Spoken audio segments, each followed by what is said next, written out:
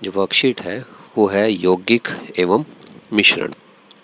अब इसके अंदर जो है यौगिक एवं मिश्रण की बात करते हैं तो सबसे पहले जब हम बात करते हैं यौगिक और मिश्रण की तो एक उदाहरण के रूप में इसमें दिया गया है। जैसे आप पढ़ोगे, ज्ञान यौगिक वह शुद्ध पदार्थ है जिसका निर्माण दो या दो से अधिक तत्वों को एक निश्चित अनुपात में रासायनिक विधि के संयोजन से होता है।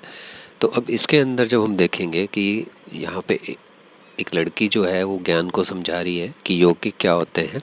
वो कह रही है कि ज्ञान यौगिक वो चीज़ होती है जिसमें दो या दो से अधिक पदार्थ, आप देखोगे दो या दो से अधिक पदार्थों की जो बात की गई है वो एक निश्चित अनुपात में जब रासायनिक विधि के द्वारा संयोजित करते हैं तो उसको यौगिक कहा जाता है। जैसे नमक, ग्लूकोज, जल, ये सब चीज़ें जो हैं यौगिक की श्रेणी में आती हैं। अब अगर हम इसमें थोड़ा सा इस उदाहरण को और अच्छी तरीके से समझने की कोशिश करें तो आपको समझ में आएगा कि यहाँ पर जो है जल का उदाहरण लिया गया है। जल का उदाहरण जब हम लेते हैं तो जल के अंदर क्या है, एक हाइड्रोजन है और एक हाइड्रोजन के दो अणु हैं और उसके साथ में ऑक्सीजन है। तो ये दोनों मिक्स होके क्या बना रहे हैं, जल बना रहे हैं, H2O। तो यहाँ पे जो है यौगिक जो बना हमारा H2O बना। तो H2O के अंदर निश्चित अनुपात क्या है, दो हाइड्रोजन और एक ऑक्सीजन। तो जब तक दो हाइड्रोजन और एक ऑक्सीजन नहीं मिलेंगे तब तक कभी भी यौगिक जल का नहीं बनेगा। तो यौगिक के अंदर आपको ये ध्यान रखना है कि हमेशा एक निश्चित अनुपात के अंदर जो तत्व होते हैं वो मिलकर बनाते हैं। अगर वो उस अनुपात में नहीं मिलेंगे तो आपको वो चीज़ नहीं मिलेगी उसके अंदर से। अब यौगिक और मिश्रण के बीच में अंतर की बात करें तो यौगिक और मिश्रण में सबसे पहला यौगिक जो है इनका निर्माण हमेशा रासायनिक अभिक्रियाएं द्वारा होता है। मतलब अगर हमें कोई यौगिक बनाना है तो अभिक्रिया करवानी पड़ेगी, रिएक्शन करवाना पड़ेगा।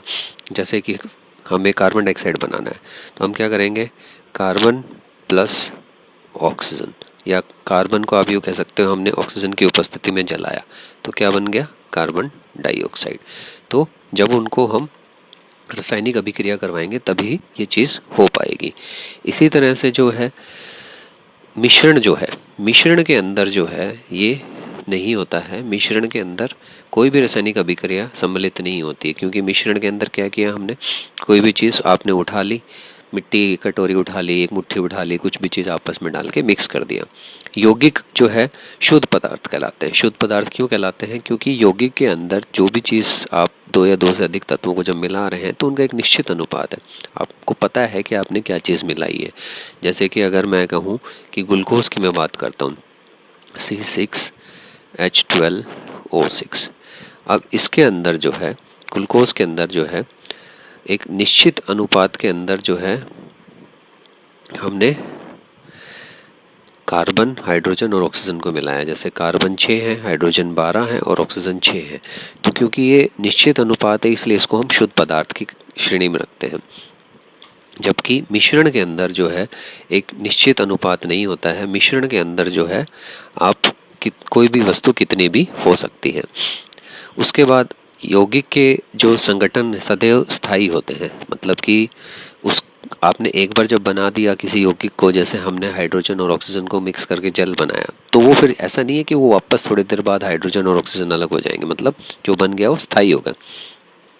लेकिन ये जो है इसके मिश्रण के अंदर जो संगठक हैं वो परिवर्तनीय है। मतलब कहने का मतलब क्या है कि उसमें से कोई भी पदार्थ कम हो सकता है। जैसे आपने कोई भी चीज़ें मिक्स की हुई, उसमें से कोई चीज़ें गर्मी पड़ी तो वो भाप बन के उड़ गई या कुछ भी हो गया, तो उसमें परिवर्तनीय।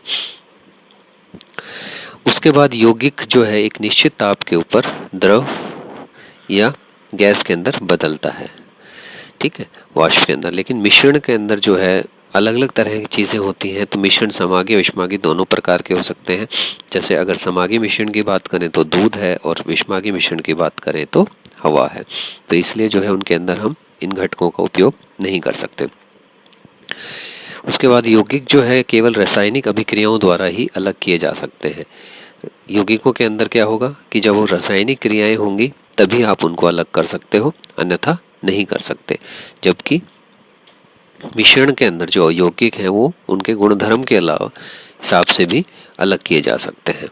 तो इसलिए जो है मिश्रण को पृथक करने के लिए आप भौतिक विधियों का उपयोग कर सकते हो, जबकि यौगिक को आप जो है रासायनिक विधियों के उपयोग कर सकते हो।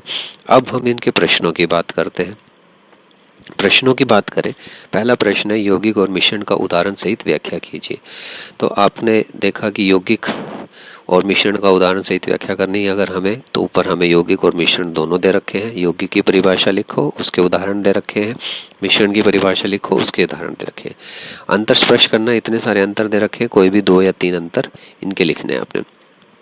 तीसरा, निम्नलिखित पदार्थों में यौगिक के मिश्रण के वर्गीकृत करें, इन्हीं में से शुद्ध पदार्थ छांटकर अलग से भी लिखो। पहले तो आपको इनको एक टेबल बनाना है। एक तरफ आपने लिखना है यौगिक और मिश्रण, ठीक है। फिर उसके बाद उनके नीचे जो यौगिक की श्रेणी में आता है उसको यौगिक के नीचे लिखना है, जो मिश्रण की श्रेणी में आता है उसको। और फिर इन्हीं में से शुद्ध पदार्थ छांट कर अलग भी लिखने हैं। जो शुद्ध पदार्थ कौन से होंगे, तो हम शुद्ध पदार्थ यौगिक को कहते हैं। तो ये मान लो कि जो यौगिक के अंदर है वही शुद्ध पदार्थ है।